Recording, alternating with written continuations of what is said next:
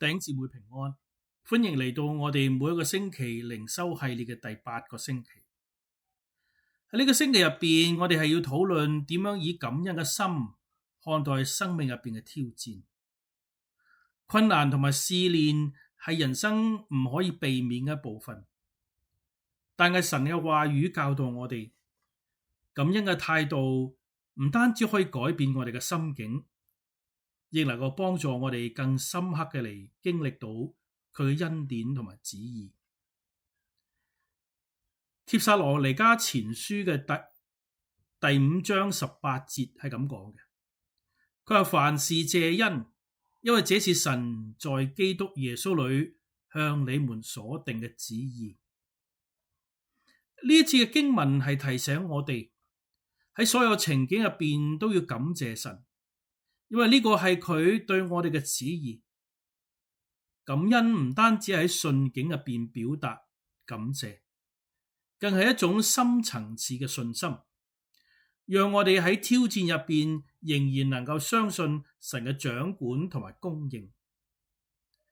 點樣喺挑戰入邊保持感恩嘅心呢？嚟緊呢個星期，我盼望透過以下幾樣嘅練習嚟幫助我哋去實踐。第一，我哋可以每一日嘅默想呢一段嘅經文，帖撒羅尼迦前書第5章18節。當生活入邊嘅困難讓我哋感到疲憊嘅時候，呢段嘅經文能夠成為我哋心入邊嘅提醒，讓我哋不忘感恩嘅力量。第二係建立感恩嘅日記，每日記錄1至2件甚至3件值得我哋感恩嘅事情，即使係微小嘅祝福，亦能夠提醒我哋神嘅恩典時刻係與我哋同在。呢個幫助我哋改變心態，從負面情緒入邊釋放出嚟，專注喺佢嘅恩典入邊。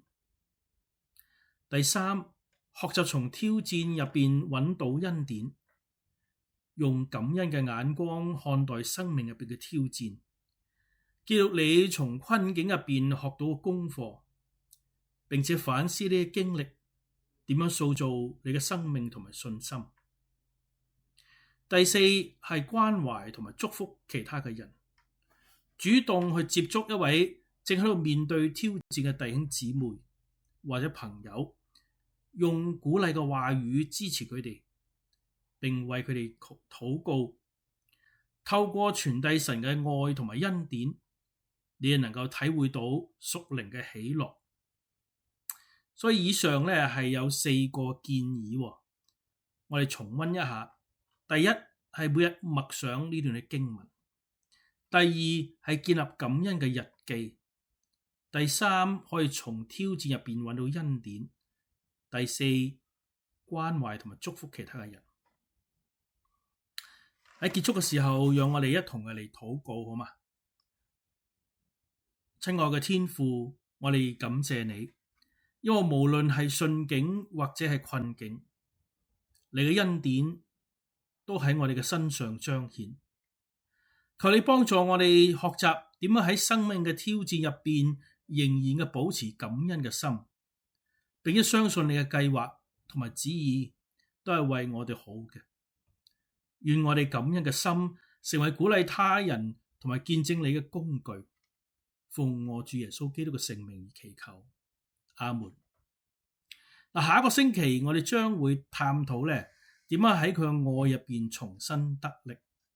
歡迎大家再次嚟參與，並且邀請你嘅朋友同埋家人一同嘅嚟加入。